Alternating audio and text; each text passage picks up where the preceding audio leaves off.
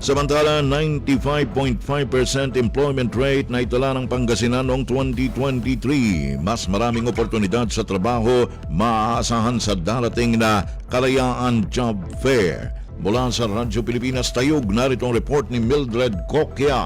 Radyo Pilipinas Report. Nakapagtala ang lalawigan ng Pangasinan ng 95.5% employment rate nito lamang nakalipas na taon. Ayon sa datos ng provincial government, nakapagsagawa ng 11 job fairs at 67 career seminars sa probinsya. Kaugnay nito, kaliwat kanan pa rin ang isinasagawang job fair dito upang makapagbukas pa ng mas maraming oportunidad sa trabaho para sa mga Pangasinense. Samantala, nakatakdang magsagawa ng job fair ang Dole Region 1 sa probinsya kasabay ng ika-126 na deklarasyon ng kalayaan ng bansa. Isasagawa ito sa dalawang malalaking mall na matatagpuan sa mga bayan ng Calasiao at Rosales. Inilabas na rin ang tanggapan ng listahan ng nasa 10,000 trabaho na maaaring matipuhan ng job seeker sa Ilocos Region kabilang ang kumpanyang makikiisa. Bilang ng kailangan sa isang posisyon at kung saan ang delegasyon ng mga trabahong available. Paalala ng Dole, mainam na ihanda na ang revised resumes at dalhin pati na rin ang iba pang application requirements. Manipod Tayo, Pangasinan. Marimildred Estrada Coquia, Radyo Pilipinas.